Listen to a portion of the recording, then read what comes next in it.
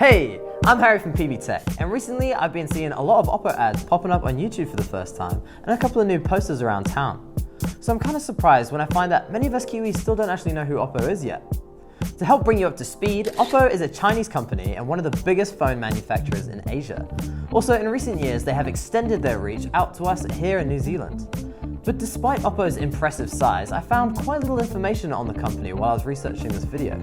Well, OPPO's greatest asset is packing industry-leading features into affordably priced products.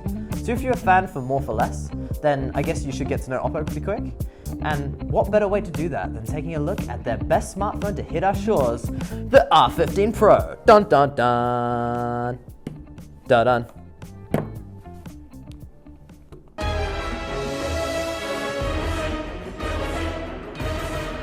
The name R15 doesn't mean this phone may contain sex or violence. It simply means it's called 15, and it's part of the R series, which is OPPO's premium range. Quickly, what I also found interesting about the R15 Pro is that although it was initially released in March 2018, amazingly, its successor has already been announced for August this year, along with 8 other phones across OPPO's overseas ranges. So hopefully, in the future, we can look forward to heaps more OPPO phones making their way here. Okay, I get the message. Let's move straight onto the screen. Since my last phone review, I decided to open my mind and my soul and realize that yes, a notch is the way forwards. It is definitely a necessary step in the smartphone evolution, and just because Apple thought of it first doesn't mean they're gonna do it best. This screen also has an AMOLED display, which means it gives you some great contrast. It also has one of the largest screens on a compact body. Plus, the customizable gesture controls free up some of that screen real estate by removing home and navigation buttons. Also, the screen is unburdened by the fingerprint scanner, opting to use the facial recognition from the camera hidden here in the notch. It still comes with a fingerprint scanner though. However, it's back here where your index finger sits, which is a much better placement. Oh, while we're back here, let's take a look at those lenses, shall we? Yes, nice. The OPPO R15 boasts dual 60 megapixel and a 20 megapixel rear cameras, and a 20 megapixel selfie camera, ramifying OPPO's claims to be the experts in selfies. Now this is quite unusual for smartphones because usually the megapixel values are the opposite way around. The quite similar rear dual cameras work together to create more depth in your shots, but I feel like one of them could have been a bit more useful if it had been a zoom lens. It just feels like a bit of a missed opportunity. I'm sorry, I'll stop. The default camera app comes with AR stickers, however I found them to be a little bit two-dimensional. And in my humble opinion, I reckon that you use something more like Snapchat, get that extra dimension so you can properly utilize this quality 20 megapixels front-facing camera. How big my eyes are. You are in your head, boy. Kawaii. The face unlock seems fast. Really fast. In fact, it's faster than the iPhone X. This is achieved by using 120 recognition points coming out that front camera. And if you don't believe me, here's some animated dots on a woman's face. Boom. Proof. But seriously, the AI face recognition works in 0.08 seconds. Boom. The only downfall with this feature is that the R15 Pro doesn't come with an infrared camera, so it's only effective in the right lighting conditions, like here for example. So you're best to have your fingerprint or passcode at the ready. Before we touch on the last feature of the camera, do you remember those photography skills that you may or may not have got a massive student loan to acquire? Yeah, you do? Great, because you've just been replaced by robots with the increasingly popular AI features for automatic scene detection and adjustments. Smile. The OPPO R15 Pro is available in 2 gradient color choices, Red Ruby or Cosmic Purple. I like to personally call them Very Red or Blurple.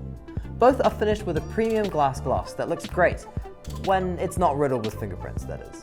I find the gradient refreshing when considering the current state of smartphones. However, I feel like Blurple could well fit in a designer fragrance range.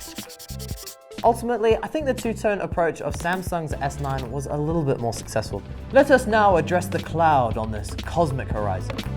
The R15 Pro is rocking a micro USB charging port rather than the newer, faster USB-C port. But looks can be deceiving. The cloud is just a smudge on the visor of your spacesuit, as OPPO have incorporated its own VOOC flash charging technology, which can charge your phone for 5 minutes and you get up to 2 hours of talk time. This is great when you're in a pinch and you just need to grab your phone before dashing out the door, like every day is me. As the name Flash suggests, This speed boost is only temporary, and it soon tapers off to a slower speed for safety reasons. But don't worry, 0 to 100 charging still takes a normal amount of time. It's just faster at the beginning, and slower at the end. I just repeated myself. It's nice to see a unique take on a slightly older technology that isn't necessarily irrelevant yet. Like the USB 3's blue ports, VOOC is identifiable by its green color, which you can find inside the charging ports and in the cables. You can also find it on OPPO's car charger, which is sold separately at PB Tech. Right then, a few things that we've missed so far is that it has a dual SIM, so you can play and work on one device. It also has a headphone jack, now we're talking. Then there's NFC, near field communication, for PayWave or for Android Play. It's got 6 GB of RAM, 128 GB of storage, and a Snapdragon 660 processor. This means that it can handle multiple apps at once, it can store a library full of your selfies, and it all does it while running smoothly and efficiently. The R15 Pro also runs software created by OPPO called Color OS 5.0, based on Android 8.1. It's significantly improved over previous versions and now provides a more familiar experience to anyone coming from other brands. Apple. This is perhaps the hardest feature to defend from the Apple imitation argument, so I won't even bother. For some reference, the R15's closest competition is the OnePlus 6, made by OPPO's sister company, OnePlus, which for $200 more offers the latest 800 series processor, so you'll be getting some seriously fast speeds on that phone. However, the R15 Pro already has an adequate Snapdragon 660 processor, which is more power efficient.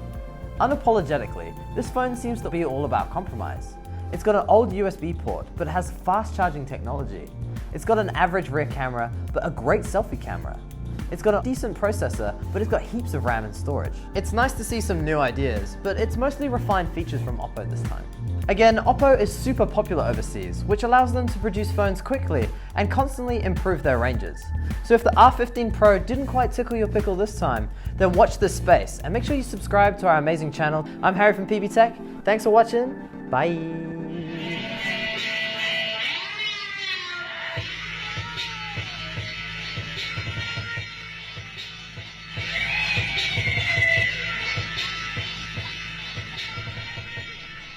He's ready. He's ready.